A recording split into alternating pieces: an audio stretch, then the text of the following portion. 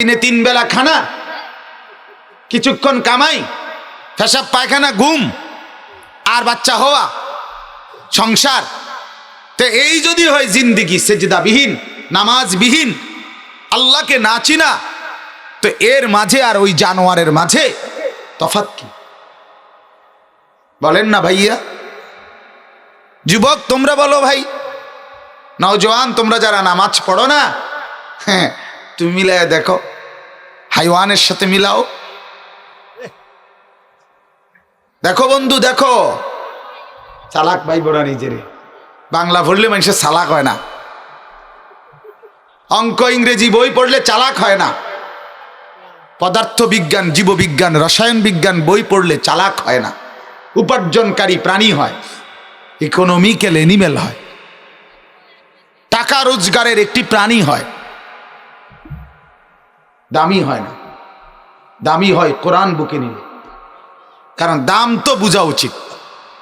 দাম যদি বলেন, ইজ্জত যদি বলেন টাকাকে, ইজ্জত যদি বলেন বিল্ডিংকে, ইজ্জত যদি বলেন দামি টাইলসকে, ইজ্জত যদি বলেন বড় প্রাসাদ বিল্ডিংকে, তাহলে সবচেয়ে বেশি ইজ্জত দামি হওয়া উচিত আমেরিকা, ইউরোপের ইহুদি এবং খ্রিস্টানদের। কথা বলেন না? তাদেরই বাড়ি বড়, তাদেরই গাড়ি বেশি, তাদেরই দামি টাইলস, তাদের কাছেই টাকা বেশি, সম্পদ বেশি, এবং জেনারেল পড়ালেখাও তাদের বেশি। জেনারেল লাইনে পড়া বেশি না, বেশি তাদের পড়া। লক্ষ লক্ষ ইউনিভার্সিটির যে বইগুলো পড়ানো হয় ইংরেজিতে, এর সবই তো আপনার ইংরেজদের অথবা ইহুদি অথবা খ্রিস্টান, অমুসলিম কোনো না কোনো লেখকের বই। তাহলে তাদের তো শিক্ষা বেশি, তাহলে তাদের তো জ্ঞানই বেশি, তাহলে দাম তো তাদেরই বেশি। তাহলে তো বুঝাই গেল আমাদের চাইতে বেঈমানের ইজ্জত বেশি। বলেন বলেন না কেন? মানতেছেন সবাই এটা? তো না মানলে আপনার ইজ্জত আপনি আলাদা কি দিয়ে বুঝাইলেন? আমনে কইলেন আপনি ইহুদি আপনার চাইতে দামি না, খ্রিস্টান আপনার চাইতে দামি না, হিন্দু আপনার চাইতে দামি না, আপনি দামি। তো কি কারণ? আপনি বাংলা বই পড়ছেন এই কারণে, পদার্থ বিজ্ঞানের কারণে, এটি তো ধে বেশি পড়ছে। আপনার বাড়ি এটা টাইলসওয়ালা, এটি হেরাই 6 তালা 10 তালা, আমেরিকাওয়ালার এটি গনার ধরে, এই 8-10 তালা বিল্ডিং এটি কোনো গনার। আমার যে গাড়িটা চালাই প্রবক্স, এই যে প্রাইভেট কার, এইটা জাপানি গাড়ি, এই জাপানে ছাগল টানে এটা দিয়ে। হ্যাঁ হ্যাঁ, মূলত জানো না, এটা হইলো জাপানি বা ইউরোপিয়ান গাড়ি যেগুলো দিয়ে ছাগল টানে, এগুলো মানুষ চলে না ওটি দিয়ে। হ্যাঁ, এই জন্য এটার পিছন দিয়ে অনেক বড় জায়গায়া, মানে এই যে পিছনে জায়গাটা অনেক বড়। ইউরোপ আমেরিকায় কুকুরও গাড়িতে চলে, কুকুরের জন্য, প্রাণীর জন্য আলাদা হসপিটাল আছে, শূকরের জন্য অত্যাধুনিক খামার আছে, শূকরের জন্য একেবারে অত্যাধুনিক। তাইলে বলেন ইজ্জত কি ভাইয়া? ইজ্জত আমি ইন্ডিয়া দেখছি, নিজে কুত্তারে প্রাইভেট কারে করে নিয়ে যাইতেছে, আমার চোখে দেখছি। কি হয়েছে ভাই? দোস্ত, এজন্য বুঝতে শিখেন, কোরআন দামি বানায়, ইসলাম দামি বানায়, সুন্নাত দামি বানায়। আহা ভাইয়া, অত ইমান পায় নাই, এজন্য সে বঞ্চিত। আপনি পাওয়া সম্পদ ফেলে দিলেন, 7 রাজার ধন ফেলে দিলেন, আহ হীরা মুক্তা মানিক ফেলে দিলেন, করলেনটা কি? মালিকের দেওয়া ইমান ফিরায় দিলেন, মালিকের দেওয়া মুসলমানের পরিচয় প্রত্যাখ্যান করলেন, প্রত্যাখ্যান করেন। যারা দাড়ি কাটেন তারা কি করেন? তারা স্পষ্টভাবে রাসূলুল্লাহর পরিচয় প্রত্যাখ্যান করলেন। এটাই তো করলেন, বুঝাই দিলেন, হায় ও নবী, লজ্জা শরম লাগে আপনার পরিচয়, কি কারণে মুসলমান হলাম, এজন্য লজ্জা অনুভূত হয়। নাই তো কি? যারা প্রস্রাব করে পানি নেয় না, ঢিলা কুলুক ব্যবহার করে না, টয়লেট পেপার ব্যবহার করে না, তারা তো আল্লাহর নবী সাল্লাল্লাহু আলাইহি ওয়াসাল্লামকে প্রত্যাখ্যান করল, ফিরায় দিল। নবী আপনাকে ফেরত দিলাম। যে সমস্ত বাবা ভাইরা বিড়ি সিগারেট খান, আপনারা তো আল্লাহর নবীকে প্রত্যাখ্যান করছেন, ফিরায় দিছেন। আপনারা এটা বুঝায় দিছেন, আপনারা প্রমাণ করে দিছেন নবী মূলত স্বাভাবিক মুখে সুগন্ধ স্বাভাবিক থাকা, এটা যে পবিত্র মুখে, এইটার চাইতে দুর্গন্ধওয়ালা বিড়ির গন্ধওয়ালা মুখ, বিড়ির গন্ধওয়ালা ঠোঁট, এটাই হলো উত্তম, এটাই হলো ভদ্রতা, এটাই হলো রুচি। না তো আপনি কি করলেন? আপনারা বোঝেন, আপনারা বলেন বাপ, আল্লাহকে বাদ দিয়ে সুখ পেলেন কিভাবে? রাসূলুল্লাহ সাল্লাল্লাহু আলাইহি ওয়াসাল্লামকে বাদ দিয়ে সুখ পেলেন কিভাবে? ওয়ামান লাম ইয়াজআলিল্লাহু লাহু নূরান ফামা লাহু মিন নূর। কোরআনুল কারীমে আল্লাহ বলেন, আমার আলো থেকে যে বঞ্চিত হয়, আমি রব্বুল আলামিন তার জন্য। ডাক্তার তো দেখা যায় চিকিৎসা সবাই করে, কিন্তু অনেকের হাতের একটা যশ থাকে, বলে যে উনি মাশাআল্লাহ চিকিৎসা করলে রুগী দ্রুত আরোগ্য হয়ে যায়। তাইলে বোঝা গেল কোরআনুল কারীমের আয়াতের মধ্যেও শিফা আছে, কিন্তু যথাযথ আমলওয়ালা তাকওয়াওয়ালা ফরহেজগার ব্যক্তির অভাবে তা কার্যকর হয় না। একজন লোকের মুখে বিড়ি সিগারেটের দুর্গন্ধ, এবার ফরিয়া ফুঁদিলেই কি হবে? একজন লোক পর্দা পুশিদা তাকওয়া ফরহেজগারি গুনার থেকে ঠিকমতো বাঁচে না, তা উনি আর ফুঁ দিলেই বা কি হবে? তা আসলে ত্রুটি তো সকলের, সাধারণ মানুষেরও ত্রুটি, আমাদেরও ত্রুটি, আমাদেরও ত্রুটি। পূর্ববর্তী জামানার যারা আলেম ছিলেন, ফকিহ ছিলেন, বুজুর্গ ছিলেন, আল্লাহওয়ালা ছিলেন, আমরা তার লক্ষ কোটি ভাগের এক ভাগও ধারে কাছেও হইতে পারিনি। লা হাওলা ওয়ালা কুওয়াতা ইল্লা বিল্লাহ। যার কারণে আমাদের বলার মধ্যে ওই পরিমাণ আসর নাই। আমরা কিতাবে পড়ছি, একজন বড় বুজুর্গ ছিলেন এক জামানায় পূর্বে, আল্লামা ইবনুল জাওজি রাহমাতুল্লাহ আলাইহি। তিনি যখন বয়ান করতেন ওই জামানায়, তো ওনার এক এক বয়ানে কিতাবে আছে যে 10, 20, 15, 20 হাজার মানুষ একসাথে মজমাতে তওবা করত, সুবহানাল্লাহ, জিন্দেগি বদলাইত। তাহলে ওই মানুষটার ভিতরে আমল, আখলাক, ইখলাস, তাকওয়া কি পরিমাণ ছিল? আমাদের এই ভারতীয় উপমহাদেশের বিখ্যাত বুজুর্গ খাজা মুঈনুদ্দিন চিশতি আজমিরি সঞ্জিরি রহমতুল্লাহ আলাইহি, ওনার দাওয়াতে এই হিন্দুস্তানে 90 লক্ষ হিন্দু মুসলমান হয়েছে। 9 লাখ না, 90 লাখ। ওনার দাওয়াত এক সপ্তাহেও লক্ষের চাইতে বেশি মানুষ ওনার দাওয়াতে কালেমা পড়ে মুসলমান হতো। কি পরিমাণ মানুষ ছিলেন, কেমন ছিলেন? শাহজালাল ইয়ামানি রহমতুল্লাহ আলাইহি গোটা সিলেট অঞ্চল তিনি আসলেন, তো হাজার লাখ মানুষ কালেমা পড়ে মুসলমান হয়েছে। তাহলে ওনাদের ভিতরে কি পরিমাণ তাকওয়া ছিল, কি পরিমাণ ইখলাস ছিল। এই ভারতীয় উপমহাদেশের একজন বুজুর্গ আলেম ছিলেন, আমির শরীয়ত হযরত মাওলানা শাহ আতাউল্লাহ বুখারী রহমতুল্লাহ আলাইহি। শাহ আতাউল্লাহ ওনার নাম ছিল। আমরা কিতাবে পড়ছি, উনি যখন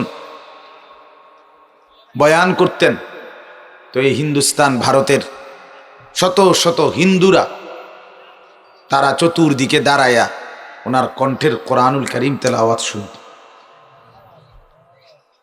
তো বাস্তবিক অর্থে মূল বক্তব্য বলে এটাই, ব্যক্তির গুণের উপরে আসরটা হয়। আমাদেরও সেই গুণ নাই, আর আমরা ফু দিলে কাম হয় না। যার ভিতরে তাকওয়া আছে, ফরহেজগারি আছে, এখনো আছে, এখনো ওনাদের বলার দ্বারা, ওনাদের পড়ার দ্বারা কোরআনুল কারীম তো উম্মতের উপকার হয়, শারীরিক রোগেরও সুস্থতা হয়।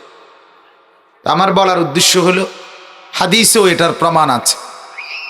হযরত আবু সাঈদ খুদরি রাদিয়াল্লাহু তাআলা আনহু, নবীজির একজন বিখ্যাত সাহাবী, ওনারা একদিন উনি বর্ণনা করেন, সাহাবীদের একটা জামাত একবার এক জায়গায় সফরে যাচ্ছিল। মুসলিম শরীফের হাদিস। সফরে গিয়ে পথিমধ্যে একটা এলাকায় ওনারা রাত্রটা অবস্থান করতে চাইছিল, কিন্তু ওই এলাকাবাসী ওনাদেরকে জায়গা দেয় না। ফলে ওনারা একটু সামনে আগাইয়া আরেক জায়গায় অবস্থান করার জন্য তাঁবু ফেলছেন। ঘটনাচক্রে ওই সময় ওই এলাকায়, যে এলাকা থেকে ফিরায় দিছে, এই এলাকার যিনি সর্দার, সর্দারকে বিষাক্ত সাপে দংশন করছে। এখন তাদের গোত্রের যত ওজা বৈদ্য, তারা খুব চেষ্টা করেও সাপের বিষ নামাইতে পারতেছিল না। তখন তাদেরই একজন কেউ বলল, পরামর্শ দিল যে দেখো, যে লোকগুলোরে মেহমানদারি করলা না, আশ্রয় দিলা না, রাত্রটা কাটাইবার সুযোগ দিলা না, তাদের চেহারা সুরতে তো তাদেরকে দিনদারি মনে হইল, দেখো না তাদের কাছে এরকম কেউ আছে কি না যে সাপের বিষ নামাইতে পারে। তো তারা গেল ওইখানে সাহাবীদের কাছে। বলার পরে একজন সাহাবী তিনি বললেন, আমি তোমাদের সর্দারের সাপের বিষ নামায় দেব, তবে শর্ত হলো আমাকে এক পাল মানে অনেকগুলো ছাগল আমারে তুমি কি দিতে হবে, উজরত, বিনিময় দিতে হবে যদি বিষ নামে। হেসুমে জাগা দিছ না কেন? যদি বিষ নামে তাইলে কি দিতে হবে? এক পাল ছাগল দিতে হবে, অনেকগুলো। তারা রাজি হইছে। তিনি এসে ওই সাহাবী, ওই সর্দারের বিষ যেখানে সাপে কামড়াইছে সেখানে বারবার সূরা ফাতিহা, আলহামদুলিল্লাহ সূরা পড়ে ফু দিলেন। আল্লাহ তাআলা পূর্ণ সুস্থ করে দিয়েছে। সুবহানাল্লাহ। ওইখানে হাদিসের শব্দের মধ্যে আছে যে সর্দার এভাবে দাঁড়ায় গেছে শোয়ার থেকে, যে মনে হচ্ছিল যেন ইতিপূর্বে যে তাকে সাপে কামড়াইছে এরকম কোনো চিহ্ন তার ওইখানেও নাই, চেহারাতেও না, একদম ঝরঝরে সুস্থ হয়ে গেছে। তো সূরা ফাতিহা পড়ে ফু দিছে। নবীজি সাল্লাল্লাহু আলাইহি ওয়াসাল্লাম বলেন, সূরাতুল ফাতিহা শিফাউম মিন কুল্লি দাইন, সমস্ত রোগের ঔষধ সূরা ফাতিহা। সূরা ফাতিহা অনেক দোয়া আছে কোরআনে, অনেক তাসবিহাত আছে বুজুর্গানে দিন, যেগুলো আমল করে সুফল পাইছেন। আমরা এজন্য বললাম কোরআনুল কারীম বাহ্যিক রোগের জন্য শেফা। এবার আসেন, আমাদের অন্তরের রোগ আছে, অন্তরের ভিতরেও অনেক রোগ আছে। অন্তরের রোগ যেমন হিংসা, বিদ্বেষ, অপরের প্রতি ঘৃণা, অপরকে তুচ্ছ-তাচ্ছিল্য করা, অপরের মন্দ বলার মানসিকতা, অপরের প্রতি রাগ, এরকম অনেকগুলো মন্দ অভ্যাস, কুরিপু আমাদের অন্তরের মধ্যে সবসময় থাকে। শাহওয়াত, অবৈধ কামনা বাসনা অন্তরে সবসময়, সারাক্ষণ মহিলা দেখতে মন চায়, সারাক্ষণ নারী দেখতে মন চায়, সারাক্ষণ ছবি দেখতে মন চায়, সারাক্ষণ উলঙ্গ দৃশ্য দেখতে মন চায়। এই যে মনের একটা কামনা, চাহিদা, শাহওয়াত, অবৈধ লিপ্সা, এটা একটা মন্দ রোগ। এরপরে লোভ, শুধু খানা খানা, অনেকের আছে লোভ, লুভি, এটা একটা মন্দ রোগ। কৃপণতা, বখিলি, দিতেই চায় না, দিতে আছে এরপরেও দিতে চায় না, নিজেও খাইতে চায় না, দিনের পর দিন বন বিস্কুট খাইয়া জিন্দগি পার করে দিয়েছে, ভালো কিছু খায় না, এরকম বখিল কৃপণ আছে কি না বলেন? তো এই যে মন্দ অভ্যাস, এগুলো রোগ, এগুলো রোগ। এই কোরআনুল কারীমের বরকতে আল্লাহ তাআলা এই আত্মিক আভ্যন্তরীণ এই রোগগুলোও মুক্ত করে দেয়।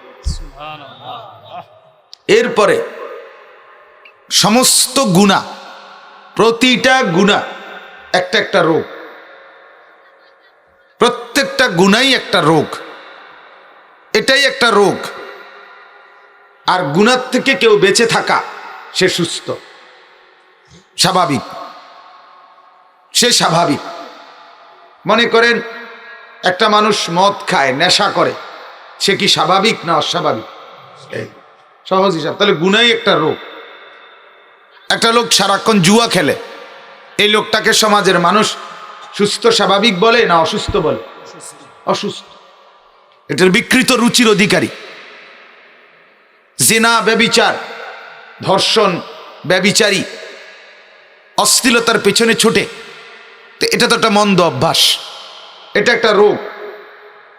মিথ্যা, চুরি, ডাকাতি, মদ, জুয়া, সুদ, ঘুষ, নাটক, সিনেমা, সোজা কথা গুনার মধ্যেই পরপর ডুবে থাকা।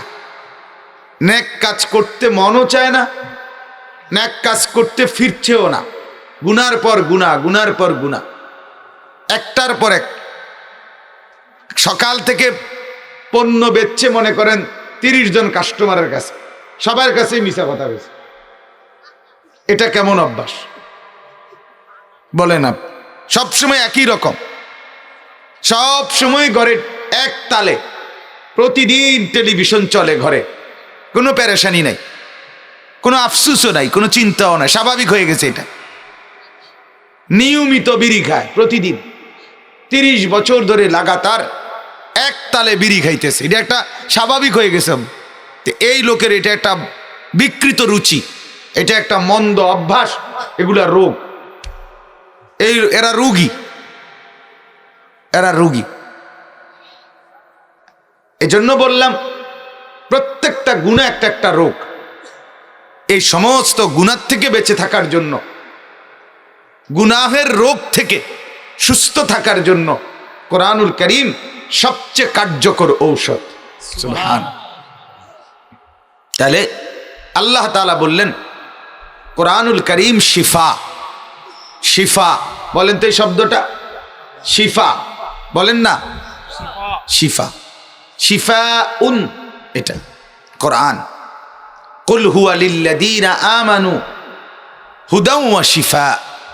আল্লাহ তাআলা বলেন নবী আপনি বলুন, এই কোরআন যারা ঈমানদার তাদের জন্য হেদায়েত এবং শিফা, তাদের জন্য রাহনুমাই, পথ দিক নির্দেশনা, জীবন চলার সব ক্ষেত্রে হেদায়েত এবং শিফা, আরোগ্য। দেখেন কোরআনুল কারীম হেদায়েত শুধু জান্নাতের পথে না, কোরআনুল কারীম হেদায়েত শুধু আখিরাতের পথে না, কোরআনুল কারীম হেদায়েত জীবন চলার প্রত্যেকটা ক্ষেত্রেই কোরআন হেদায়েত। আপনি এখন ব্যবসা করবেন, এক্ষেত্রে দিক নির্দেশনা কিভাবে করবেন এটা কোরআন বলে দিস। একেবারে পেশাব পায়খানা, সেটাও কোরআন সুন্নাহর মধ্যে বিস্তারিত বলে দিছে। একটি বিষয় আল্লাহ তাআলা কোরআনে বলেন, একটি বিষয়, মা ফাররাতনা ফিল কিতাবি মিন শাইইন, আমি আল্লাহ এই কিতাবের মধ্যে মিন শাইইন, একটি বস্তু, একটি জিনিস আলোচনাবিহীন আমি ছেড়ে দেই নাই, কিছুই বাকি রাখি নাই। তোমার যা লাগবে আমি আল্লাহ তাই বলেছি। ওয়া নাযালনা আলাইকাল কিতাবা তিবয়ানান লিকুল্লি শাই। আল্লাহ তাআলা নবীকে বলছেন, বন্ধু আপনার উপরে আমি কিতাব নাজিল করেছি তিবয়ানান লিকুল্লি শাই, সব কিছুর বিস্তারিত বর্ণনা দিই, অর্থাৎ কোনো ঘুরানো পেছানো কথা, কোনো রাগঢাক কথা, কোনো জোড়াতালির কথা, কোনো রকম নয়সয় কথা, কোনো রকম আকার ইঙ্গিতের কথা আল্লাহ তাআলা বলেন আমি কোরআনে বলি নাই, যা বলেছি তাই স্পষ্ট বলছি, একদম পরিষ্কার পরিষ্কার। আন্না হাদা সিরাতি মুস্তাকিমান, আল্লাহ তাআলা বলেন আন্না হাদা সিরাতি মুস্তাকিমান, আমার বান্দা শুনো, এটাই ইহা এই কোরআন, এটাই হচ্ছে আমি আল্লাহর পক্ষ থেকে সিরাতে মুস্তাকিম, সরল সঠিক পথ, দুনিয়াতেও আখিরাতেও। আপনাদের অসংখ্য মানুষ জানেন না জীবন চলার পথে কিভাবে করলে কোনটা, কিন্তু আলহামদুলিল্লাহ মাদ্রাসায় পড়ুয়া ওলামা তা জানে। আপনার খবর থাকে না টয়লেটে আপনি ডান পাও দিয়ে ঢুকবেন না বাম পাও দিয়ে ঢুকবেন, আলহামদুলিল্লাহ আমার ফিকিরে থাকে আমার রসুল বাম পাও দিয়ে ঢুকছেন, আমিও বাম পাও দিয়ে ঢুকবো, এই যে হেদায়েত। এটা কি বলেন না হেদায়েত, এটা হেদায়েত, এটা হেদায়েত। অসংখ্য মানুষ জানে না খাওয়ার আগে কি করতে হয়, খাওয়ার পরে কি করতে হয়, খাওয়ার মাঝে কি করতে হয়। ওলামায়ে কেরাম জানে, দিন যারা মানে আলেমদের থেকে শেখে তারা বুঝে জানে, এটা হেদায়েত, এটা হেদায়েত। আল্লাহ নবী সাল্লাল্লাহু আলাইহি ওয়াসাল্লাম গ্লাসের পানিটুকু যখন পান করতেন তখনও তিনি 3 নিঃশ্বাসে পান করতেন, 3টা নিঃশ্বাসে কমপক্ষে, প্রত্যেক নিঃশ্বাস গ্লাসের পাত্রের বাহিরে ফেলতেন, 3 ঢোকে পানি খাইতেন কমপক্ষে। তার এই যে নিঃশ্বাস কিভাবে ফেলবে এই হেদায়েতটা পর্যন্ত আল্লাহ তাআলার পক্ষ থেকে নবীজি উম্মতকে বুঝাই দিয়েছে। মা ফাররাতনা, কিছুই বাদ দেন, কিছুই ছেড়ে দেন নাই। আজ লাগামহীন এক জিন্দিগিতে অভ্যস্ত হয়ে আমাদের জিন্দিগির কোনো কুল কিনারা নাই। চুলের, লেবাসের, পোশাকের, ঘরের আসবাবপত্রের, জিন্দিগির কোনো নিয়ম কানুন না। বাজারে গিয়ে জিজ্ঞায়, মানুষের জিজ্ঞায় কেমনে করতাম, কি করতাম, বাজারে গিয়ে জিজ্ঞাসা করে অন কোনটা আইছে বাজারে। আশ্চর্য, মানুষ দিক নির্দেশনা বাজারের থেকে নেয়, যুবক দিক নির্দেশনা নেয় সেলুনের নাফিতের থেকে, যে এখন কোন মডেল আইছে চুলের কাটিং। তোমার রুচি নিকৃষ্ট রুচি, নিম্ন রুচি, তুমি অনেক নিচু রুচি। হ্যাঁ, আমরা জীবনও নাফিত্রে জিগাই নেই, আমরা বলছি এভাবে কাটেন, আমরা বলছি এভাবে কাটেন। বাজারে এখন কোন মডেলের প্যান্ট চলে এটা দেখবো কেন, আমরা বলছি পায়জামা এভাবে বানান, আমরা বলছি পাঞ্জাবি এভাবে বানান। এক তালে এক রকম, 42 বছরের বয়সে একই রকম, একই রকম।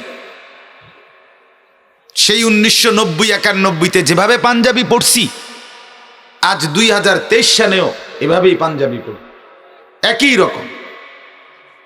কত রাত কত দিন গেছে, বদলায় নাই, কারণ আমার কাছে হেদায়েত আছে, আলহামদুলিল্লাহ, কোরআন আছে, রাসূলুল্লাহ সাল্লাল্লাহু আলাইহি ওয়াসাল্লামের সুন্নাহ আছে। যার জীবনে কোরআন নাই, যার জীবনে সুন্নাহ নাই, তার জীবনে কোনো শৃঙ্খলা নাই, শৃঙ্খলা নাই, নিয়ন্ত্রণ নাই। কোরআনবিহীন মানুষের জিন্দিগি এলোমেলো হয়, অগোছালো হয়, অগোছালো হয়। এটাই সত্য, এটাই বাস্তবতা। আপনি দেখেন গিয়ে, আপনি দেখেন আল্লাহকে নারাজ করে যত বিয়ে শাদীর অনুষ্ঠান হয়, একটার মধ্যেও কোনো খরচের কোনো নিয়ন্ত্রণ থাকে না, কারণ সমাজের সাথে গা ভাসায় দিছে, মানুষের তালে তাল লাগাইয়া দিছে, যার ফলে পাগলে ছাগলে যে যেটা বলে ওইটাই শোনে, সমাজের কাছে হাত ছেড়ে দিছে। এখন গ্যারামিয়ে কইছে এইটা, সমাজে কইছে এইটা, হদ্দারে কইছে এইটা, মাতব্বরে কইছে এইটা, বড় ফুতে কইছে একটা, ছোট জিয়ে কইছে একটা, নাতিয়ে কইছে একটা, জির ঘরের ফুতে কইছে আরেকটা, 13 জনের 13টা মিলাইতে গিয়া বেটার জান শেষ, বেটার জান শেষ। অনেক টাকা ব্যয় বেড়ে গেছে এটা।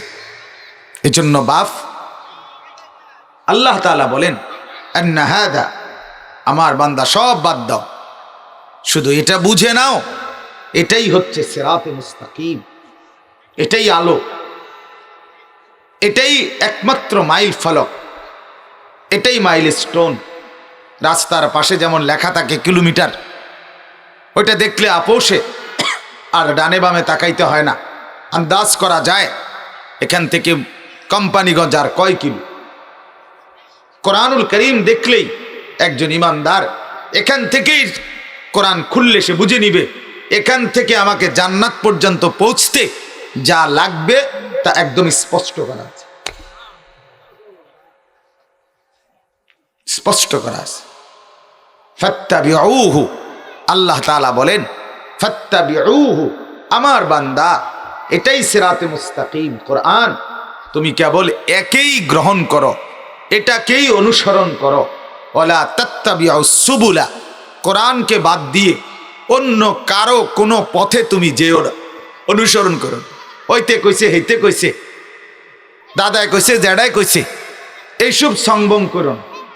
ফাতাফাররাকা বিকুম আন সাবিলি, ফলে কি হবে?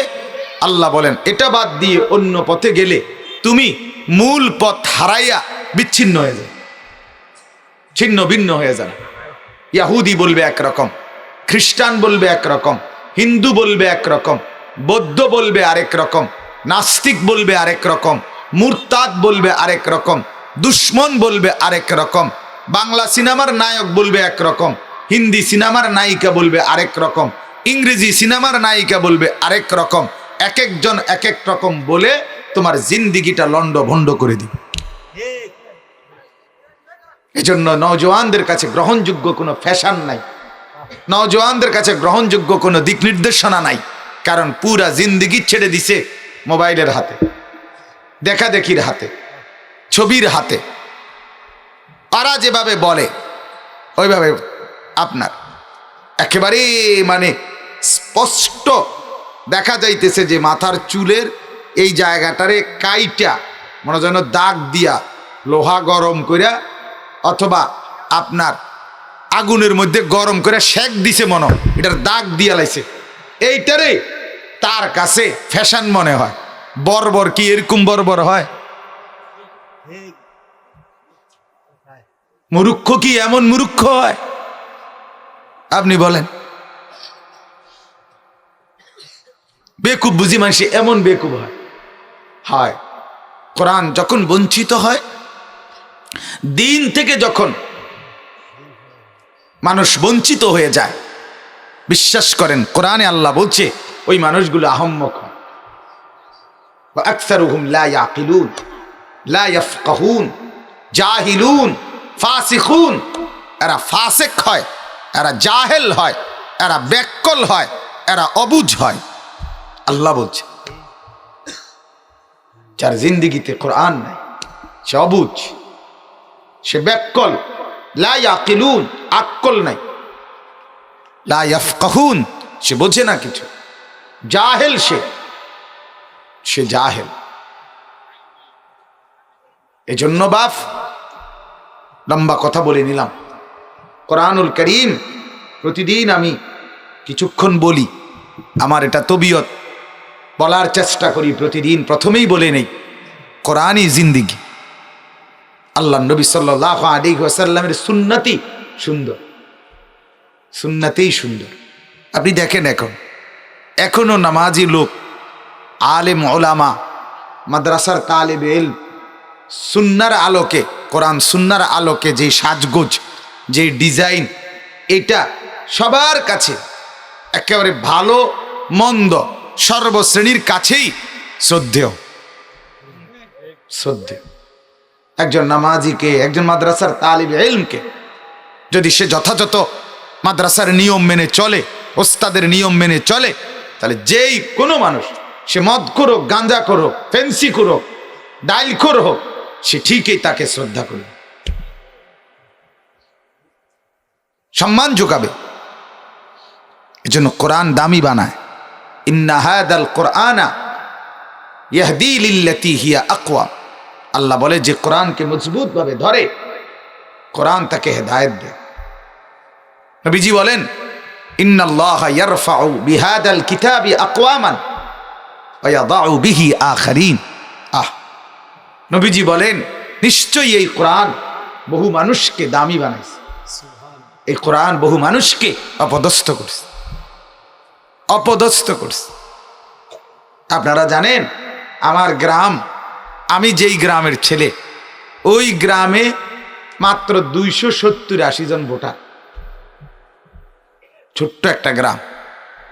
আমার গ্রামে আমার বাড়িতে ঢুকার, বাড়ির মসজিদে ঢুকার রাস্তা এখনো নাই, আজকের এই দিনও নাই। আমাদের গ্রামে বিদ্যুৎ আসছে সর্বোচ্চ 2 থেকে 4 বছর হবে, 2-3 বছরের বেশি হয়েছে বিদ্যুৎ আসছে। আমার জানা মতে এই পর্যন্ত আমার গ্রামে উচ্চ শিক্ষিত, শহরে বড় কোনো পদস্থ চাকরি বাকরি কর্মকর্তা কিছু এমন একজনও নেই, একজনও নেই আমাদের গ্রামের একটা ছোট্ট মসজিদ আমার দাদার আমল থেকে করা, এবার আমরা নতুন করে শুরু করছি। এ করতে গিয়ে তিল তিল করে কেউ 100 টাকা, কেউ 1000, কেউ 10,000, কেউ 5,000, এমনি এমনি তিল তিল করে দিয়ে সহযোগিতা করে ধীরে ধীরে হচ্ছে, এখনো শেষ হয়েছে বলেন। তাহলে এইরকম একটি দুর্বল অজপাড়াগা ছোট্ট একটা গ্রাম, সেখান থেকে আমি বড় হয়েছি, উঠে আসছি।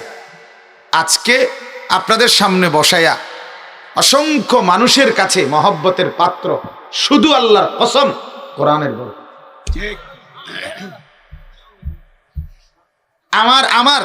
আমার দাদার বংশে নানার ওই যে এখন যে ভাই আইলো, কি তোমার ভাইয়ের নাম কি? দিদার আলম। ওই ভাই বলতেছে উনি পুলিশের চাকরি করে, ওনার এক ভাই আপনার সচিবালয়ে চাকরি করে। এরকম যে বলছে উনি, মনে করেন আমি আমার ফ্যামিলিতে, আমার দাদার বংশে নানার বংশে বলার মতো যে উনি আমার মামা বা মামতো ভাইয়ের জ্যাঠতো ভাই একজন বড় কোনো চাকরি করে, এমন একজনও নাই, একজনও নাই। একজন ডাক্তারও নাই, একজন প্রফেসরও নাই, কিচ্ছু নাই। সাধারণ এক ফ্যামিলি, সাধারণ এক ফ্যামিলি। কিন্তু আলহামদুলিল্লাহ, আমি শুধু বুঝানোর জন্য উদাহরণ দিলাম, অহংকারের জন্য না।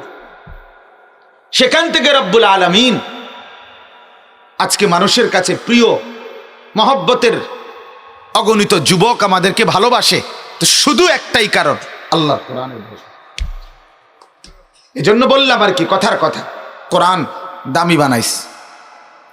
কোরআন অনেককে দামি বানায়। অসংখ্য ব্যক্তি, সমাজের উচ্চ পদস্থ ব্যক্তি, উচ্চ শিক্ষিত ব্যক্তি, কোরআনের সাথে বেয়াদবিমূলক একটা বাক্য বলার কারণে মানুষ তাকে কথায় কথায় নাস্তিক বলে,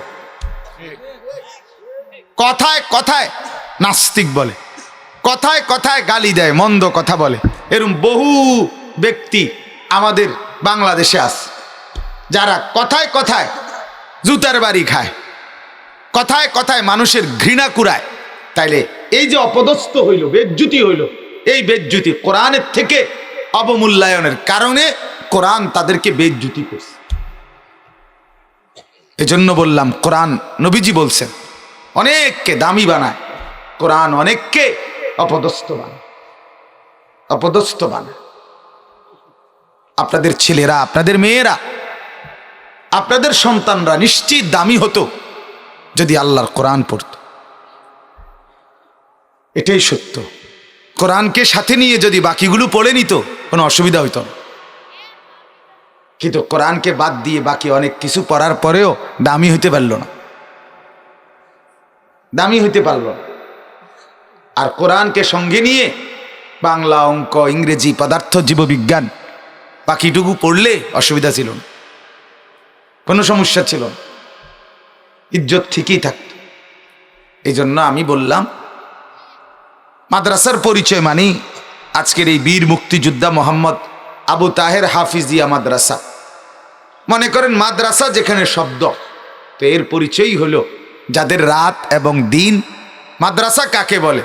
রাত এবং দিন 24 ঘন্টা যারা মালিকের কোরআন নিয়ে ফিকির করে। রাত কাটে যাদের কোরআন নিয়ে, দিন কাটে যাদের কোরআন নিয়ে।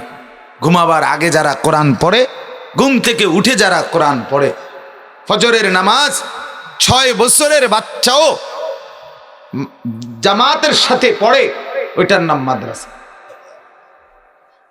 এটার নাম মাদ্রাসা মানে যেখানে 6 বছরের বাচ্চাও বোর্ডিংয়ে আবাসিকে ফজরের জামাতে পড়ে। আর মাদ্রাসার বাহিরের লক্ষ লক্ষ মুসলমানের পরিচয়দারী ঘর, যাদের ঘরে কোরবানির গোশত আছে, যারা পরিচয় দেয় মুসলমান, যারা কোরবানির ঈদে কোরবানি দেয়, যারা বড় গলায় কোরবানিও করে, কিন্তু লক্ষ লক্ষ মুসলমানের ঘরে মাসের পর মাস ফজরের নামাজ কেউ পড়ে না। এমন জন্তু জানোয়ার ঘুমায়, হাইওয়ান ঘুমায়, জানোয়ার ঘুমায়, জানোয়ার। আমার ডাইরেক্ট কথা, ফজরের নামাজ 5 ওয়াক্ত নামাজ, ফজরের নামাজ যারা পড়ে না, আমার চোখে তাদের সাথে কুকুরের সাথে আমি কোনো পার্থক্য দেখিনি। আমার কাছে মনে হয় না, কোনো পার্থক্যই মনে হয় না আমার। এটার সাথে আর জানোয়ারের সাথে কোনো আলাদা কিছু পার্থক্য আছে আমি বুঝি না। আপনি বুঝলে আপনি আমারে কন, আপনি বলেন। ওই জানোয়ার খায়, ঘুমায়, পেশাব পায়খানা করে, ওই জানোয়ারেরও বাচ্চা কাচ্চা হয় না? জানোয়ারের প্রজনন আছে না? কথা বলেন না কেন? তো ওই তো আপনার আর আলগা কিতা বলেন, আপনার আলাদা কি? সারাদিনে 3 বেলা খানা, কিছুক্ষণ কামাই, পেশাব পায়খানা, ঘুম, আর বাচ্চা হওয়া, সংসার। তো এই যদি হয় জিন্দিগি সেজদাবিহীন, নামাজবিহীন, আল্লাহকে না চিনা, তো এর মাঝে আর ওই জানোয়ারের মাঝে তফাৎ কি? বলেন না ভাইয়া?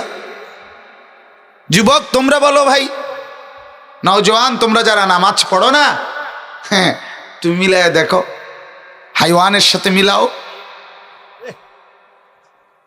দেখো বন্ধু, দেখো। চালাক ভাই বোরা নিজেরে, বাংলা পড়লে মানুষের চালাক হয় না, অঙ্ক ইংরেজি বই পড়লে চালাক হয় না, পদার্থ বিজ্ঞান, জীববিজ্ঞান, রসায়ন বিজ্ঞান বই পড়লে চালাক হয় না, উপার্জনকারী প্রাণী হয়, ইকোনমিক্যাল এনিমেল হয়, টাকা রোজগারের একটি প্রাণী হয়, দামি হয় না। দামি হয় কোরআন বুকে নিলে, কারণ দাম তো বোঝা উচিত। দাম যদি বলেন, ইজ্জত যদি বলেন টাকাকে, ইজ্জত যদি বলেন বিল্ডিংকে, ইজ্জত যদি বলেন দামি টাইলসকে, ইজ্জত যদি বলেন বড় প্রাসাদ বিল্ডিংকে, তাহলে সবচেয়ে বেশি ইজ্জত দামি হওয়া উচিত আমেরিকা, ইউরোপের ইহুদি এবং খ্রিস্টানদের। কথা বলেন না? তাদেরই বাড়ি বড়, তাদেরই গাড়ি বেশি, তাদেরই দামি টাইলস, তাদের কাছেই টাকা বেশি, সম্পদ বেশি, এবং জেনারেল পড়ালেখাও তাদের বেশি। জেনারেল লাইনে পড়া বেশি না, বেশি তাদের পড়া। লক্ষ লক্ষ ইউনিভার্সিটির যে বইগুলো পড়ানো হয় ইংরেজিতে, এর সবই তো আপনার ইংরেজদের অথবা ইহুদি অথবা খ্রিস্টান, অমুসলিম কোনো না কোনো লেখকের বই। তাহলে তাদের তো শিক্ষা বেশি, তাহলে তাদের তো জ্ঞানই বেশি, তাহলে দাম তো তাদেরই বেশি। তাহলে তো বুঝাই গেল আমাদের চাইতে বেঈমানের ইজ্জত বেশি। বলেন, বলেন না কেন? মানতেছেন সবাই এটা? তো না মানলে আপনার ইজ্জত আপনি আলাদা কি দিয়ে বুঝাইলেন? আমনে কইলেন আপনি ইহুদি আপনার চাইতে দামি না, খ্রিস্টান আপনার চাইতে দামি না, হিন্দু আপনার চাইতে দামি না, আপনি দামি। তো কি কারণ? আপনি বাংলা বই পড়ছেন এই কারণে, পদার্থবিজ্ঞানের কারণে, এটি তো ধে বেশি পড়ছে। আপনার বাড়ি এটা টাইলসওয়ালা, এটি হেরাই 6 তালা 10 তালা, আমেরিকাওয়ালার এটি গনার ধরে, এই 8-10 তালা বিল্ডিং এটি কোনো গনার। আমার যে গাড়িটা চালাই প্রবক্স, এই যে প্রাইভেট কার, এইটা জাপানি গাড়ি, এই জাপানে ছাগল টানে এটা দিয়ে। হ্যাঁ হ্যাঁ, মূলত জানো না, এটা হইলো জাপানি বা ইউরোপিয়ান গাড়ি যেগুলো দিয়ে ছাগল টানে, এগুলো মানুষ চলে না ওটি দিয়ে। হ্যাঁ, এই জন্য এটার পিছন দিয়ে অনেক বড় জায়গায়া, মানে এই যে পিছনে জায়গাটা অনেক বড়।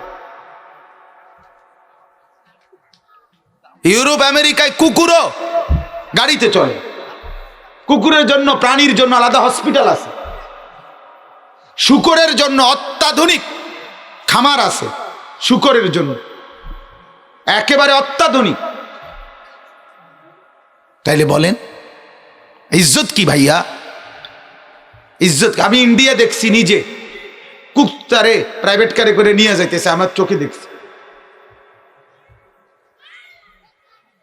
কি হয়েছে ভাই দোস্ত? এজন্য বুঝতে শিখেন, কোরআন দামি বানায়, ইসলাম দামি বানায়, সুন্নাত দামি বানায়। আহা ভাইয়া, অত ইমান পায় নাই, এজন্য সে বঞ্চিত। আপনি পাওয়া সম্পদ ফেলে দিলেন, 7 রাজার ধন ফেলে দিলেন, আহ হীরা মুক্তা মানিক ফেলে দিলেন, করলেনটা কি? মালিকের দেওয়া ইমান ফিরাই দিলেন, মালিকের দেওয়া মুসলমানের পরিচয় প্রত্যাখ্যান করলেন, প্রত্যাখ্যান করেন। যারা দাড়ি কাটেন তারা কি করেন? তারা স্পষ্টভাবে রাসূলুল্লাহর পরিচয় প্রত্যাখ্যান করলেন। এটাই তো করলেন, বুঝাই দিলেন, হায় ও নবী, লজ্জা শরম লাগে আপনার পরিচয়, কি কারণে মুসলমান হলাম, এজন্য লজ্জা অনুভূত হয়, নাই তো কি? যারা প্রস্রাব করে পানি নেয় না, ঢিলা কুলুক ব্যবহার করে না, টয়লেট পেপার ব্যবহার করে না, তারা তো আল্লাহর নবী সাল্লাল্লাহু আলাইহি ওয়াসাল্লামকে প্রত্যাখ্যান করল, ফিরায় দিল। নবী আপনাকে ফেরত দিলাম। যে সমস্ত বাবা ভাইরা বিড়ি সিগারেট খান, আপনারা তো আল্লাহর নবীকে প্রত্যাখ্যান করছেন, ফিরায় দিছেন। আপনারা এটা বুঝায় দিছেন, আপনারা প্রমাণ করে দিছেন নবী মূলত স্বাভাবিক মুখে সুগন্ধ স্বাভাবিক থাকা, এটা যে পবিত্র মুখে, এইটার চাইতে দুর্গন্ধওয়ালা বিড়ির গন্ধওয়ালা মুখ, বিড়ির গন্ধওয়ালা ঠোঁট, এটাই হলো উত্তম, এটাই হলো ভদ্রতা, এটাই হলো রুচি। না তো আপনি কি করলেন? আপনারা বোঝেন, আপনারা বলেন বাপ, আল্লাহকে বাদ দিয়ে সুখ পেলেন কিভাবে? রাসূলুল্লাহ সাল্লাল্লাহু আলাইহি ওয়াসাল্লামকে বাদ দিয়ে সুখ পেলেন কিভাবে? ওয়ামান লাম ইয়াজআলিল্লাহু লাহু নূরান ফামা লাহু মিন নূর। কোরআনুল কারীমে আল্লাহ বলেন, আমার আলো থেকে যে বঞ্চিত হয়, আমি রব্বুল আলামিন তার জন্য আর কোথাও আলো রাখি না। আল্লাহর আলো থেকে যে কি হয় বলেন না, সে আর কোথাও আলো পায় না, সে আর কোথাও আলো পায়। সেজদাতে আলো আছে, কোরআনের তেলাওয়াতে আলো আছে, আল্লাহ পাকের জিকিরের মধ্যে আলো আছে, এই তাসবিহ পড়ার মধ্যে আলো আছে। কলিজা আলোকিত হয়, চেহারা আলোকিত হয়, আখলাক সুন্দর হয়, জিন্দেগি ভদ্রচিত হয়। এজন্য বাপ, মাদ্রাসা আলহামদুলিল্লাহ নতুন করে গড়ে উঠছে, ভাইয়ারা মাদ্রাসা নতুন করে গড়ে তুলছেন, চালু হয়েছে। আজকে আমারে দেখাইছেন মাদ্রাসার জন্য 10 শতক জায়গা সম্পূর্ণ ওয়াকফ করে দিছে। আল্লাহ তাআলা এই দানকে তাদের পুরা খানদানের নাজাতের উসিলা করে দেন, আল্লাহর জন্য কবুল করে নেন। তো আরো দিবে ইনশাআল্লাহ। মহল্লাবাসী সবাই মিলে এই মাদ্রাসাকে আপন করে নেন, বলেন ইনশাআল্লাহ। আমার অনুরোধ বাপ, যদি বলেন এত মাদ্রাসা না, প্রতিদিন যে পরিমাণ আমার সমাজে গুনাহ হয়, এক রাতে আমার সমাজে যে পরিমাণ রঙিন টেলিভিশন ঘরে ঘরে চলে, এক রাতে লক্ষ লক্ষ যুবকের হাতে মোবাইলে যে গুনাহ হয়, অশ্লীলতা হয়, উলঙ্গপনা হয়, তার মোকাবেলায় একসাথে এক লাগা 50টা করে মাদ্রাসা দরকার। একসাথে একসাথে বুঝছেন? শুধু সাইনবোর্ড আলাদা আলাদা, একসাথে হওয়া দরকার। যেরকম ফার্নিচারের দোকান একসাথে হয়, মুদি দোকান একসাথে হয়, কনফেকশনারি একসাথে হয়, জুয়েলার্সের দোকান, স্বর্ণের দোকান, এগুলো একসাথে হয়। এভাবে হওয়া উচিত। মাদ্রাসা এখনো বাড়ে নাই, ওয়াজ মাহফিল বাংলাদেশে এখনো বাড়ে নাই, এখনো দিনই মেহনত বাড়ে নাই, এখনো একজন বক্তা মিলাইতে আয়োজকদের ঘাম ছুটতে দেয়, এখনো আলোচক নাই। যে পরিমাণ মানুষ, যে পরিমাণ আমার দেশ, সেই পরিমাণ মানুষকে গুনাহ থেকে বাঁচাবার জন্য আজ উম্মতের প্রতিটা ঘর থেকে তালিবে ইলম, আলেমে দিন, কোরআন পড়নেওয়ালা, হাফেজে কোরআন অনেক বেশি দরকার, অনেক দরকার। সেদিন মজার কথা শুনেন, এক ভাই, উনি উচ্চশিক্ষিত ভদ্রলোক, খুব ভালো মানুষ, তো ওনার ছেলেকে আমার মাদ্রাসায় নুরানিতে ভর্তি করাইছে। তো খুব মজা করে হাসতে হাসতে আমারে বলতেছে মাস 2 পরে, হুজুর একটা কথা বলি, কয় শুনবেন? আমি জি কন। আমার ছেলে এই 2 মাস ছোট্ট নুরানি পড়ে, তো কইতেছে, কয় হুজুর যে ছেলেটা আমার আইসা বলতেছে, আব্বু এখন থেকে যদি তুমি নামাজ না পড়ো তা তোমার কিন্তু পিটা দেবো কিন্তু। সে বলতেছে, কয় আমার 6 বছরের বাচ্চা হুজুর আমারে নামাজ পড়ার কথা বলছে, সে তো বুঝছে, আমার কাছে এটা লজ্জা লাগছে। যা ঠিকই তো, আমার সন্তান তো এটা দেখছে আমি নামাজ যাই না, ফলে নামাজ ধরে ফেলছে। এখন 5 ওয়াক্ত নামাজ জামাতের সাথে পড়ে, বলেন আলহামদুলিল্লাহ। এই কারণে মেহেরবানি করে এটা বোঝা উচিত, এটা বোঝা উচিত। এই ছোট্ট বাচ্চা, সেও তার বাপকে দ্বীনের পথে অনুপ্রাণিত করছে। এজন্য আমি প্রথমেই বলে নিলাম, আপনাদের কাছে অনুরোধ আমার, মাদ্রাসাকে ভালোবাসে, মাদ্রাসা আরও হোক। আমি এই মাত্র আরও একটা মাদ্রাসায় গেছি আসরের নামাজের পরে, আমাদের ছাত্র মাওলানা ফখরুল, ওই মোসাগারা, ওইখানেও গেছি।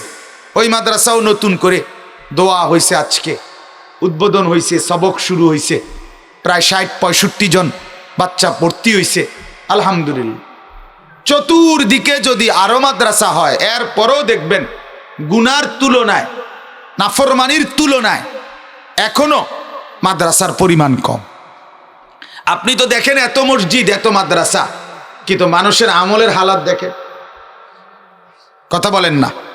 কি পরিমাণ মানুষ এখনো মুসলমান কোরআন পড়তে পারে না, এখনো কি পরিমাণ মুসলমান মসজিদে নামাজ পড়ে না, এখনো কি পরিমাণ মুসলমান যারা নামাজ পড়ে অথচ অজু গোসল সূরা কেরাত শুদ্ধ হয় না, সুন্নত মোতাবেক হয় না, কি পরিমাণ দেখেন।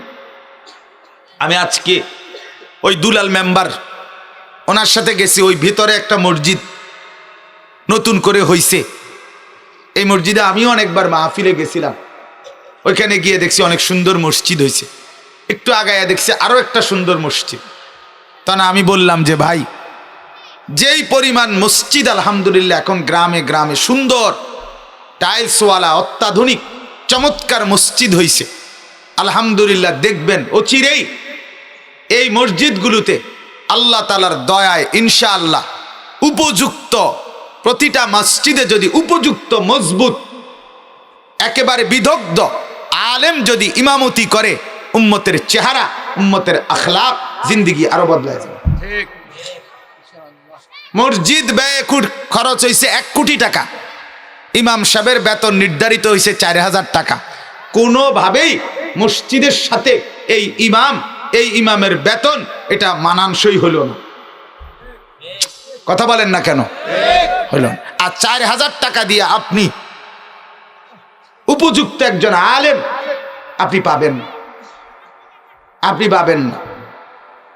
ন্যূনতম মানবিক জিন্দিগিটুকু তো একজন মানুষকে চালাইতে হয়, এতটুকু তো আপনি দেখবেন, এতটুকু বিবেক তো খরচ করবেন। তাহলে এই জন্য ইনশাআল্লাহ হবে এটা। মসজিদের কাজ যখন চতুর্দিকে শেষ হয়ে গেছে, তো মানুষের দান সদকা তো চলবে, কথা বোঝেন নাই? তো এরপরে ইনশাআল্লাহ দেখবেন আবার এই রেনেসা, এই জোয়ার উঠবে যে এক এক মসজিদের ইমামের বেতন, আমার চোখ বলে, আমার দিল বলে, আমি মনে যেন চোখে দেখতেছি ইনশাআল্লাহ অল্প সময়ের ব্যবধানে 15-20 হাজার টাকা মসজিদের ইমামের বেতন হবে সব মসজিদ। এভাবেই রাখবে, কারণ মানুষ অনুভব করা দরকার যে আমার ঈমান, আমার আমল, আমার নামাজ, এটা হলো মূল সুন্দর হওয়া। আপনার মসজিদ তো ঝকঝকে তকতকে, কিন্তু আপনার ওযু তো হয় না, কথা বলেন না, লাভ হইল কি? আপনার সূরা কেরাত তো অশুদ্ধ, ফায়দা কি? টাইলস দিয়ে আপনি কিনবেন, আপনার আত্তাহিয়াতু দোয়া কুনুত এটা তো ঠিক হয় না, আপনি লাভ কি? এজন্য দয়া করে ফিকির করেন। আমি এটাই বললাম, মসজিদ মাদ্রাসার সাথে সম্পর্ক বাড়ান, আন্তরিকতা বাড়ান, নিজেদের সন্তানদেরকে দ্বীন শেখান। আল্লাহ তাআলা আমাদেরকে তৌফিক দান করেন। আমি যেই আয়াতটুকু পড়ছি, এই আয়াতের মূল বক্তব্য একবারে ছোট্ট কথা। 29 পারায় 76 নম্বর সূরা, সূরাতুদ দাহর। আল্লাহ তাআলা আমাদেরকে একটা ছোট্ট কথা বুঝাইছে শুধু। আল্লাহ তাআলা বলেন, আমি অর্থ বলতেছি আগে, শুধু একটা কথা শুধু বুঝাই এই আয়াতের জন্য।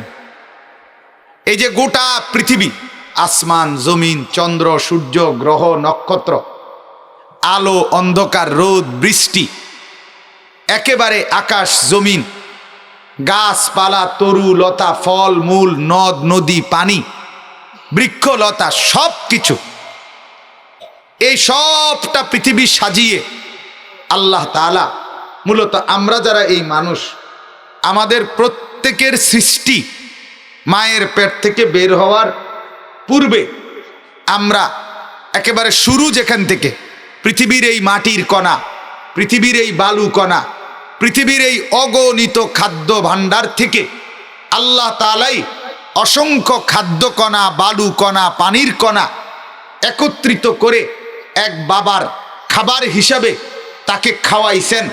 তার মাধ্যমে এক ফোঁটা বীর্য তৈরি করে এরপরে মায়ের রেহেমে পৌঁছাইছেন। সেখান থেকে আরো 9 মাস ডিজাইন করে কাজ করে আল্লাহ তাআলা মানুষের এক সুন্দর আকৃতি দিয়ে মায়ের পেট থেকে আমাকে বের করছে।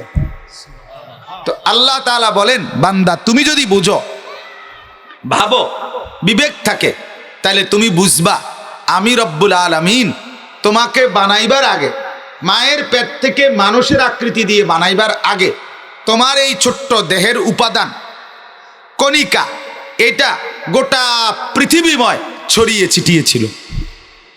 কোথাকার পানি, কোথাকার খাবার, কোথাকার মাটি, কোথাকার আলু, কোথাকার চাল, কোথাকার ডাল, কোথাকার তরকারি, তোমার বাপ তো জানতো না। আমি রব্বুল আলামিন এই সমস্ত পৃথিবীর থেকে বাছাই করে আমার সিদ্ধান্ত করা সেটাই খাদ্য আকারে তোমার বাবার জন্য পৌঁছাইছি। সেখান থেকে বীর্যের ফোঁটা তৈরি হয়েছে, সেখান থেকে আমি আল্লাহ মায়ের জরায়ুতে পৌঁছাইছি, সেখান থেকে ধীরে ধীরে 9 মাসে আমি রব্বুল আলামিন তোমাকে একটা সুন্দর মানুষের আকৃতি দিয়েছি।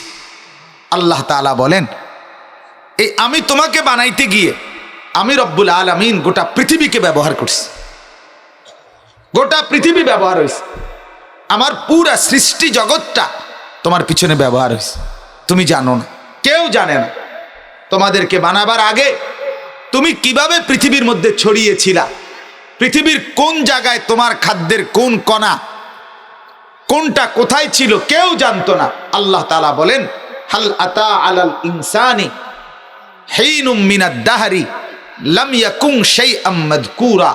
আল্লাহ তাআলা বলেন, শোনো মানুষ, তুমি কি জানো তোমার উপরে একটা লম্বা সময় পিছনে মায়ের পেট থেকে বের হওয়ার আগে এমন একটা লম্বা সময় অতিবাহিত হয়েছে, লাম ইয়াকুন শাইআম মাযকুরা, যে অবস্থায় তোমার উল্লেখ করার মতো কিছুই ছিল না। কেউ জানতো না কোন খাদ্যের কোন কণা থেকে কে তৈরি হবে, কিচ্ছু জানে না। কিন্তু আমি রব্বুল আলামিন আসমান জমিন সৃষ্টির আগের থেকেই জানি।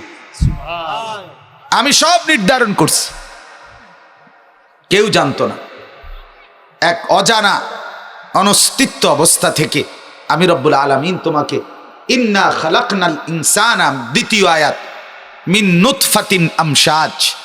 আল্লাহ তাআলা বলেন, স্বামী আর স্ত্রীর মিশ্র বীর্য, মা আর বাবার মিশ্র শুক্রাণু থেকে আমি রব্বুল আলামিন মানুষকে বানিয়েছি। এর আগে এই এই এই পর্যায়ে আনতে এর আগে আমাকে গোটা পৃথিবী ব্যবহার করতে হয়েছে। অসংখ্য খাদ্যের কণা, অসংখ্য পানির কণা, অসংখ্য কিছু মিলাইয়া এরপরে তৈরি করে এরপরে তোমাকে আমি মায়ের রেহেমের মধ্যে পৌঁছাইছি। আল্লাহ তাআলা বলেন, এবার তুমি শুধু জিজ্ঞাসা করো আমারে, আল্লাহ এত কষ্ট করে, এত বড় পৃথিবী ব্যবহার করে, এত ইন্তেজাম করে আপনি আমারে কেন বানাইলেন? আপনি তো সেই মালিক, আপনি তো ইচ্ছা করলে এমনিতেই বললে হয়ে যেত। আপনি আমাকে এত বড় কুদরতি ব্যবস্থাপনা করে কেন মায়ের পেট থেকে পৃথিবীতে পাঠাইলেন? তা আল্লাহ তাআলা বলেন, নাবতালিহি, শোনো, তোমাকে পরীক্ষা করার জন্য। তোমাকে পরীক্ষা করার জন্য। কিসের পরীক্ষা? আল্লাহ তাআলা বলেন, আমি একটা বড় মজা করে, বড় সুন্দর করে, বড় যত্ন করে আমি একটা জান্নাত বানাইছি। ওই জান্নাত তোমাকে দেব, আমি সিদ্ধান্ত নিছি। সেই জান্নাতে তুমি যেতে পারবা কিনা, যাবা কিনা, ওই পরীক্ষার জন্য। পরীক্ষার জন্য। ইন্না খালাকনাল ইনসানা মিন নুতফাতিন আমশাজ নাবতালিহি। রব্বুল আলামিন বলে, আমি তোমাকে বানিয়েছি পরীক্ষা করার জন্যে। এজন্য বন্ধু মদ খায়, জুয়া খায়, চুরি করে, ডাকাতি করে, জিনা করে, বেবিচারি করে, বেহায়াপনা, বেপরদিগি, অসভ্যপনা, নাফরমানি, সুদ, ঘুষ, অবৈধ উপার্জন, এত কিছুর মধ্যে বান্দা জুড়ে আছে আল্লাহর দেওয়া আসমান ও জমিন ব্যবহার করে। কিন্তু রব্বুল আলামিন একবারও কিছুই বলে না। কেন বলে না? আল্লাহ রব্বুল আলামিন বলেন, বান্দা পরীক্ষার হলে কিছু বলতে হয় না।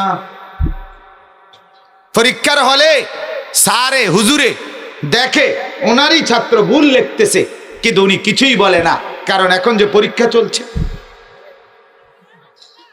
কি বলেন? এখন যে পরীক্ষা চলছে, এজন্য দোস্ত আমরা পরীক্ষা দিচ্ছি। আপনি ভাইবেন না, তুমি ভাইবো না যুবক, তোমার এত নাফরমানির পরে সারা রাত তুমি উলঙ্গ ছবি দেখো, আল্লাহ তোমার কাছে অসহায় না? কথা বলেন না কেন? আল্লাহ অসহায়?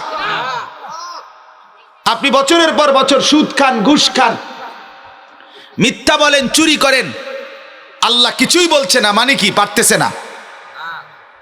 তাইলে তাইলে এই যে লাখ লাখ বোনেরা, মারা বেপর্দার জিন্দিগি বাছাই করলো, বেহায়ার জিন্দিগি, তো তাদের সাথে আল্লাহ তাআলা পারছে না? আল্লাহ তাআলা বলেন, কিছু বলছি না, কিছু করছি না এখন। কেন? আমি আল্লাহ তাআলা ফয়সালার জন্য, সিদ্ধান্তের জন্য, বিচারের জন্য, ফলাফলের জন্য, প্রতিদানের জন্য একটা আলাদা দিন নির্ধারণ করে রাখছি। কিয়ামতের দিন, হাসরের মাঠ, সেখানে বিচার করব, ফয়সালা করব, ওইখানে বিনিময় দেব, ওইখানে প্রতিদান দেব। এই কারণে তোমাকে এখন পরীক্ষার হলে ছেড়ে দিলাম, পরীক্ষার হলে ছেড়ে দিলাম।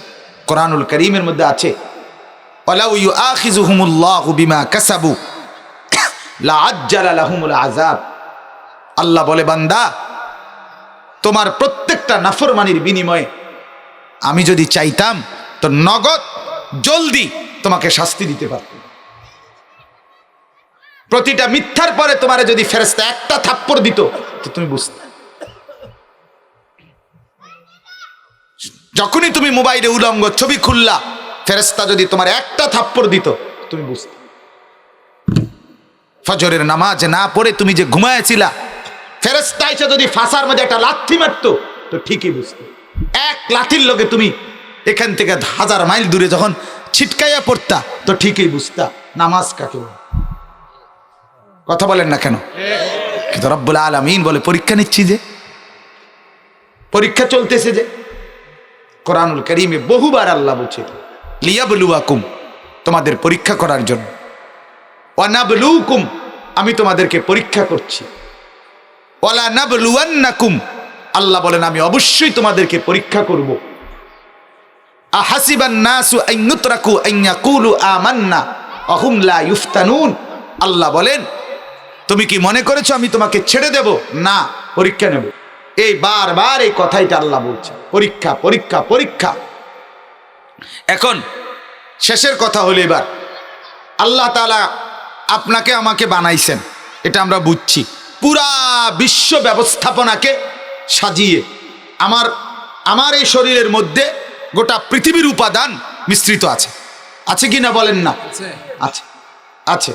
আমি আজকে যে ভাতটুকু খেলাম, পৃথিবীর কোন জায়গার চাল কোন জায়গার ডাল কে জানে? আল্লাহ বলেন আমি জানি, আমি জানি। আপনি না বাজারের থেকে বস্তা আনছেন, কিন্তু সেই বস্তা চাল কোত্থেকে আসছে? সেই ডাল কোত্থেকে উৎপাদন হয়েছে? তো এই কারণে আল্লাহ তাআলা বলেন এটা আমি করলাম। 2, আমি তোমাকে বলেও দিছি যে আমি তোমাকে দুনিয়ায় পরীক্ষা নিচ্ছি। এইবার আল্লাহ তাআলা বলেন পরীক্ষা দেওয়ার জন্য তোমারে আমি কি কি দিছি। 1, ফাজালনাহু সামিআম বাসীরা, আমি রব্বুল আলামিন নিজেই তোমাকে কানে শুনবার, চোখে দেখবার পূর্ণ শক্তি দিছি। চোখ কান খোলা রেখেছি, চোখের শক্তি কানের শক্তি দিছি যাতে তুমি পরীক্ষা দিতে পারো, তুমি যাতে শুনে নিতে পারো আমাকে কি পরীক্ষা দিতে হবে, তুমি যাতে দেখে নিতে পারো আমাকে কি পরীক্ষা দিতে হবে। আল্লাহ তাআলা বলে আমি ব্যবস্থা করছি। 1, 2, কি দেখবা কি শুনবা? কান তো দিলাম, চোখও দিলাম পরীক্ষা দেওয়ার জন্য, কিন্তু পরীক্ষা কি শুনবা কি দেখবা? তো আল্লাহ 3য় আয়াতে বলেন ইন্না হাদাইনাহুস সাবিলা, আমি আল্লাহ তোমাকে প্রত্যেকটা কাজের ক্ষেত্রে আমি আল্লাহ তাআলার পরীক্ষায় উত্তীর্ণ হইবা কিভাবে আর ব্যর্থ হইবা কিভাবে এটার পূর্ণ পথ আমি আল্লাহ আদম থেকে মুহাম্মদ সাল্লাল্লাহু আলাইহি ওয়াসাল্লাম ওনাদের মাধ্যমে, আর আমরা আমাদের জন্য বললে আমাদের আখিরি নবী সাল্লাল্লাহু আলাইহি ওয়াসাল্লাম উনি, এবং কোরআন, আল্লাহ বলেন নবীর মাধ্যমে কিতাবের মাধ্যমে আমি আল্লাহ সাবিল রাস্তা বলে দিয়েছি, পথ বলে দিয়েছি। এটা আলো, এটা অন্ধকার, এটা করণীয়, এটা বর্জনীয়, এটা করবা, এটা ছাড়বা, এটা ইতিবাচক, এটা নেতিবাচক, এটা উচিত, এটা অনুচিত, এটা ভালো, এটা মন্দ, এটা জায়েজ, এটা না জায়েজ, এটা হেদায়েত, এটা গোমরাহি, এটা জান্নাত, এটা জাহান্নাম, এটা সঠিক, এটা ব্যাঠিক, এভাবে একটা একটা করে পাই করে আমি নবীর মাধ্যমে, কিতাবের মাধ্যমে, নবীর পরে সাহাবীর মাধ্যমে, সাহাবীর পরে তাবেঈর মাধ্যমে, তাবেঈর পরে তাবেঈর মাধ্যমে, আল্লাহ তাআলা বলেন তাবেঈর পরে ওলামাদের মাধ্যমে আমার জমিন আমি পৃথিবীতে এমন কোনো বছর এই 1450 বছরে অতিবাহিত হয় নাই যেই বছর এই জমিনে আলেম ছিল না, দিন বুঝানোর কেউ ছিল না। আল্লাহর কসম, এমন আসমান, এমন জমিন, এমন সূর্য, এমন চাঁদ কোনোদিন দেখে নাই, দেখে নাই। কোন এলাকায় কখনো ডাক্তারের ঘাটতি হইতে পারে, কোন দেশে কখনো অন্য কিছুর ঘাটতি হইতে পারে, বিভিন্ন পণ্যের ঘাটতি হইতে পারে, চালের ডালের ঘাটতি হইতে পারে, তো দিন বুঝানোর জন্য পর্যাপ্ত পরিমাণ রাহাবার পথ প্রদর্শক আমি আল্লাহ কুদরতি ভাবে তৈরি করছি। 3.5 লক্ষ লিখিত কোরআন ব্রিটিশ ইংরেজ আমলে একসাথে আগুনে পোড়াইয়া জ্বালাইয়া ফেলছিল।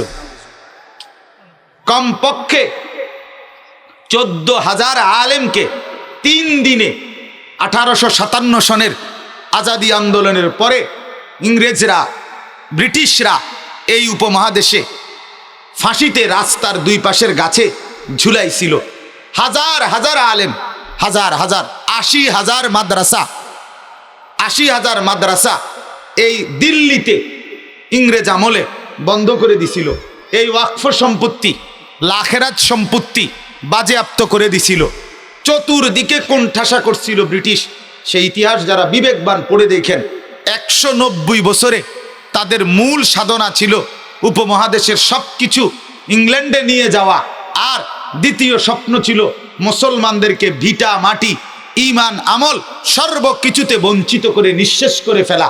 কিন্তু আল্লাহর কসম, ১৯০ বছর পরে ব্রিটিশের ওই লাল কুত্তারা ওরা ঠিকই চলে যেতেছে, জেলে যেতে বাধ্য হয়েছে, কিন্তু ইসলাম, ইমান, মুসলমান, কোরআন, আলেম, হাদিস, মসজিদ, মাদ্রাসা এই উপমহাদেশে এখনো আগের মতোই আছে। আছে কিনা বলেন? এখন আরো বেশি। তাহলে কি বোঝা গেল? কি বোঝা গেল? আল্লাহ তাআলা বলেন, ইন্না হাদাইনাহুস সাবিলা, আমি পথ দেখাই দিছি, কানও দিছি, চোখও দিছি, রাস্তাও দিছি, ডান বাম। আমি দিল্লি গেছিলাম কিছুদিন আগে ভারতে, চোখ গলার অপারেশনের জন্য। তা আমি ওই দিল্লিতে আমার পরিচিত যে, তারে বললাম যে ভাই, দিল্লি এয়ারপোর্ট বড় বিখ্যাত এয়ারপোর্ট, যেহেতু ইন্ডিয়ার রাজধানী, তো আমি বুঝমুনি বাইরেতে রুমনি এয়ারপোর্টের থেকে। সে বলছে, হুজুর এটাতে নামলে আপনি দেখবেন এতটা সুশৃঙ্খল দিক নির্দেশনা আছে, মানে আপনি অটোমেটিকলি এটার থেকে কোনো হারাইয়া যাইবার সিস্টেম নেই। আপনি ওই নাইমা টার্মিনাল আমার কাছে অটোমেটিকলি আইবেন হাঁটতে হাঁটতে, টেনশন করে লাগবে। মানে এইভাবে কি করে রাখছে, সব লিখে রাখছে। আমি দেখলাম যে এটা একবারে পানির মতো সোজা, এটা সব আপনার হিন্দিতে, ইংরেজিতে এবং চিহ্ন দিয়া দিয়া দিয়া ক্লিয়ার করা আছে অটোমেটিকলি, সব জায়গায় তো এরকম। তাইলে আল্লাহ তাআলাও বললেন, আমি যেটা প্রথমেই বলছি, বান্দা এখান থেকে জান্নাত পর্যন্ত পৌঁছবার পুরা রাস্তা আমি কমপ্লিট বর্ণনা করে দিয়েছি। এবার শেষ কথা হলো, ইম্মা শাকিরান ওয়া ইম্মা কাফুরা। আল্লাহ তাআলা বলেন, আমি তোমাকে দুইটা কথা বললাম। এক, তোমারে মনে করাই দিলাম যে আমি তোমারে গোটা বিশ্ব সাজিয়ে এরপরে তোমারে বানাইছি। দুই, আমি আল্লাহ তাআলা তোমাকে বললাম তোমার পরীক্ষা নিচ্ছি। তিন, আমি তোমাকে কানও দিয়েছি, চোখও দিয়েছি। চার, তোমার জন্য আমি সমস্ত পথ স্পষ্ট বর্ণনা করে দিয়েছি। এবার তুমি সিদ্ধান্ত নাও, ইম্মা শাকিরান ওয়া ইম্মা কাফুরা। তুমি কি আমি আল্লাহর কৃতজ্ঞ বান্দা হবা নাকি অকৃতজ্ঞ নাফরমান হবা? খালাস, আপনি ফয়সালা নেন যুবক, আপনি ফয়সালা নেন।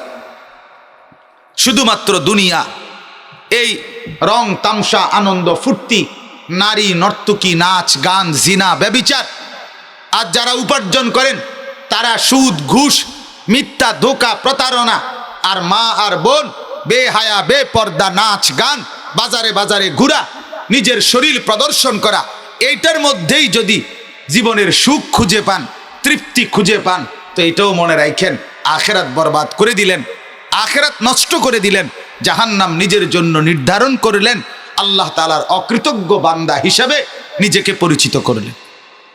আল্লাহ তাআলা আমাদেরকে বুঝ দান করেন। আমি আপনাদের বিবেকের হাতে স্পষ্ট করে বুঝায় দিলাম। আর এই মাদ্রাসা এই কাজটাই করে, মাদ্রাসা আলোর পথ দেখায়, অন্ধকারের পথ বলে দেয় এটা ডান এটা বাম। কারণ মাদ্রাসায় কোরআন সুন্নাহর খেদমত হয়, মানেই হলো কোনটা ডান কোনটা বাম, কোনটা করণীয় কোনটা বর্জনীয়, এটা বাচ্চাটাকেও শিখায়, গোটা মহল্লাবাসীকেও শিখায়। বলেন আলহামদুলিল্লাহ। অতএব আমি আপনাদের কাছে অনুরোধ করলাম, আমার নওজোয়ান বন্ধুরা, আল্লাহর দিকে ফিরে আসেন, গুনাহ ছেড়ে দেন, নাফরমানি ছেড়ে দেন, অশ্লীলতা, বেহায়াপনা, উলঙ্গপনা, নর্তকীর ছবি, ফেসবুক, মোবাইলের অশ্লীল দৃশ্যাবলী, এগুলো সব বর্জন করেন। মা বোন যারা শুনেছেন, আপনাদের কাছে অনুরোধ, বেপর্দার জিন্দিগি ছাড়েন। মুরব্বী যারা, তারা হারাম উপার্জন, সুদ, ঘুষ, কিস্তি, লোন, মিথ্যা যে কোনো উপার্জন এগুলো ছেড়ে দেন। চা দোকানের আড্ডা, গল্প গুজব, বিড়ি সিগারেট, টেলিভিশন, নাটক, সিনেমা দেখা, এই বদ অভ্যাস ছেড়ে দেন। প্রত্যেকেই নিজ নিজ জায়গায় ভাবেন আমাকে আল্লাহর কাছে ফিরতে হবে, জান্নাতে যেতে হবে, নয়তো আমার জন্য জাহান্নাম অপেক্ষা করছে। আল্লাহ তাআলা আমাদেরকে বুঝা মানা সহজ করে দেন, তৌফিক দান করেন, কবুল করেন, বলেন আমিন। সর্বশেষ 2টা মিনিট আপনাদের কাছে একটা ছোট্ট অনুরোধ। মাদ্রাসা যেহেতু নতুন, মাদ্রাসার জন্য চেষ্টা করা হচ্ছে। আমরা সবাই মিলে এখানে যারা বসছেন প্রত্যেকের কাছে বিনীত অনুরোধ, নিজেরা সর্বোচ্চ মহব্বত দিয়ে একটি মাদ্রাসা আপনাদের কাছে 3টা জিনিস চায়: দোয়া, সন্তান, সম্পদ।